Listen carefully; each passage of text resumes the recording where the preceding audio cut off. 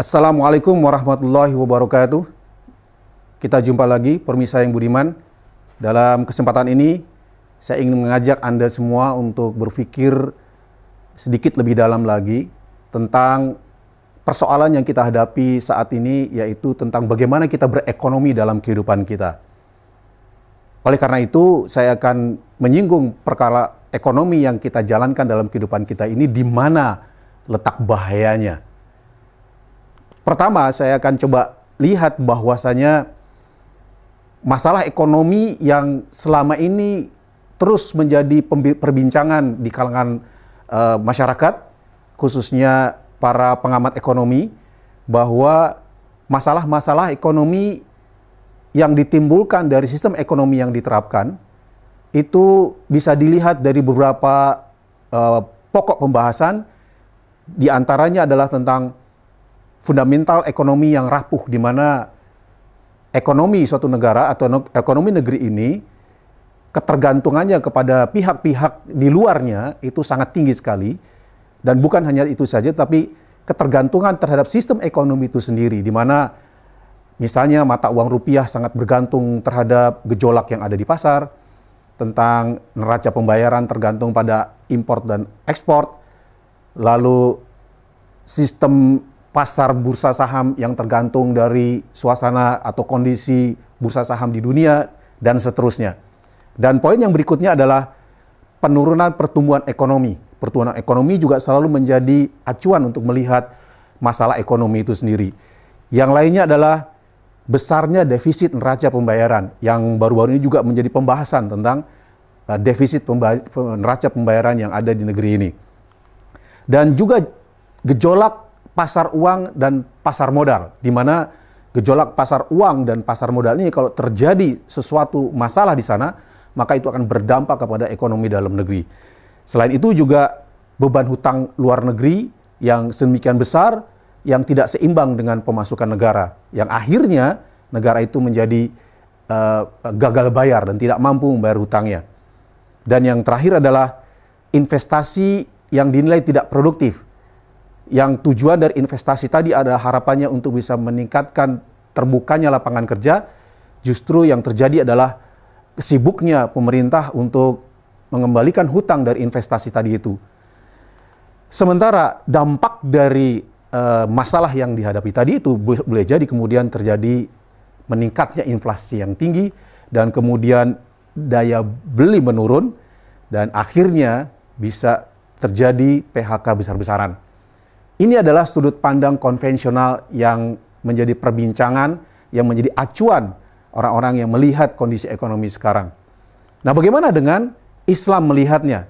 Sudut pandang Islam dari segi masalah ekonomi justru ini yang paling berbahaya. Kenapa?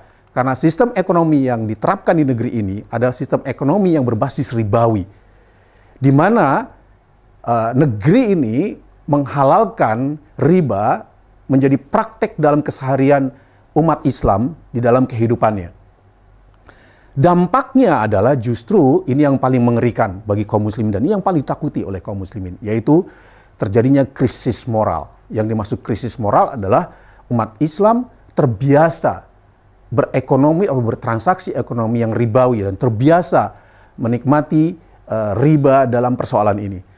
Dan apa yang menyebabkan krisis itu? Yaitu tentu saja karena sistem transaksinya ribawi, yang disebabkan oleh sistem ekonomi yang ribawi.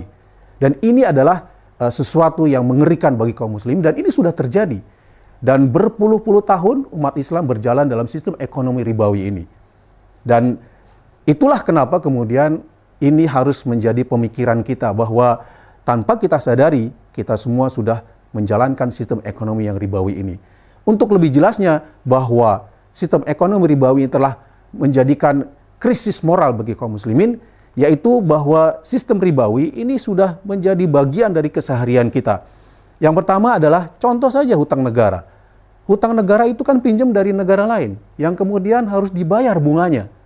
Dan membayar bunganya itu tentu saja melalui pemasukan negara yang selama ini mayoritas diambil dari pajak, dan pajak itu dipungut dari masyarakat. Dan masyarakat itu mayoritas di negeri ini adalah kaum muslimin.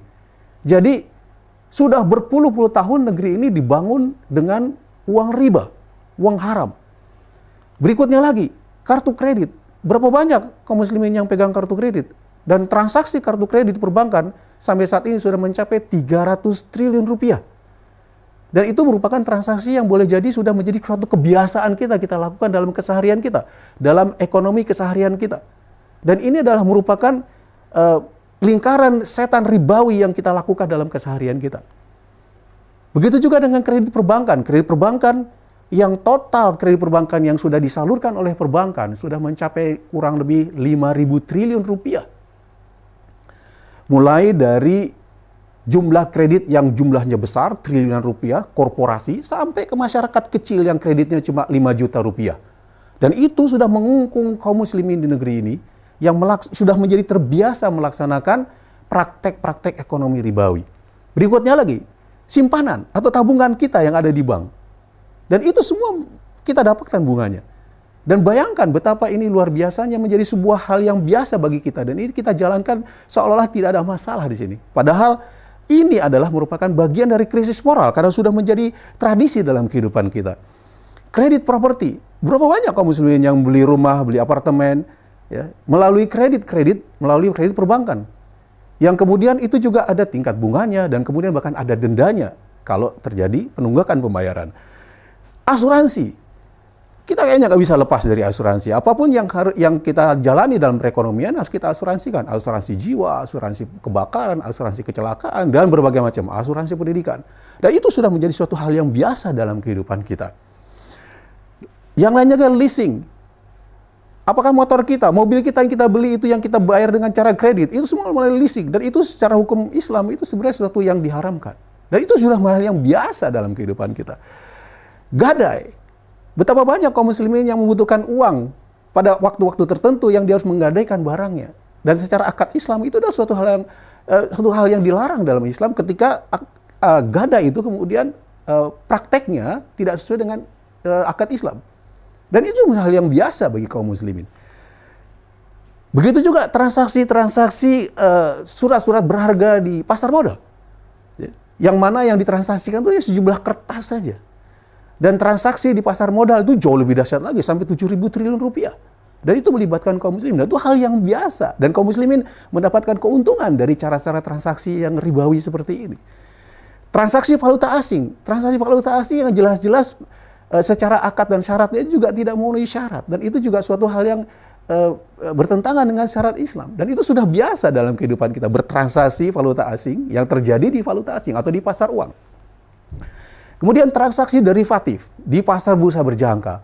Itu juga suatu hal yang biasa juga. Bahwa transaksi dengan keterangan bahwa akan terjadi pengiriman dalam waktu tertentu, barangnya belum menjadi milik saya, kemudian sudah saya jual lagi. Dan itu sudah bertentangan dalam hukum Islam. Dan ini juga menjadi hal yang biasa dalam kehidupan kita. Dan berikutnya lagi adalah masih banyak lagi transaksi-transaksi ribawi dalam kehidupan kita yang sudah sedemikian rupa itu telah menjerat kehidupan kita. Inilah sistem ekonomi yang sekarang ada dalam hidup kita dan ini kita praktekkan suatu hal yang biasa dalam kehidupan kita. Oleh karena itu, saudara sekalian, sekarang sistem ekonomi ribawi itu sudah sedemikian rupa menjerumuskan kita dalam perbuatan kemaksiatan kepada Allah, yaitu melaksanakan praktek-praktek riba. Dan kemudian satu-satunya cara adalah, walaupun itu sulit, yaitu kita harus tinggalkan sistem ekonomi ribawi. Dan kemudian kita terapkan sistem ekonomi yang islami secara kafah. Bagaimana negeri ini bisa mendapatkan barokah dari Allah Subhanahu wa taala sementara praktek-praktek dalam keseharian kita itu justru bertentangan dengan apa yang diinginkan Allah Subhanahu wa taala. Kalau kita ingat dalam Al-Qur'an dikatakan, walau anal ahlul qura amanu wattaqau la fatahna alaihim barakatin minas samai wal ard walakin kadzabu fa aqasnahum bima kanu yaksibun. Seandainya penduduk negeri ini beriman dan bertakwa, sungguh akan kami turunkan barokah dari langit dan dari bumi. Tapi sayangnya mereka itu ingkar kepada Allah dan tidak menerapkan apa-apa yang diperintahkan Allah. Maka kami siksa mereka sesuai dengan perbuatan mereka. Nauzubillah min zalik. Ini sangat mengerikan. Oleh karena itu, saudara sekalian, kenapa kita harus membiarkan diri kita tetap berada dalam sistem ekonomi ribawi ini? Untuk meninggalkannya, nggak mungkin bisa sendirian. Kita harus bersama-sama. Kita harus bersama-sama, kita tinggalkan sistem ekonomi ribawi, kemudian kita ganti dengan sistem ekonomi Islami yang secara kafah. Wallahu a'lam bishawab. Assalamualaikum warahmatullahi wabarakatuh.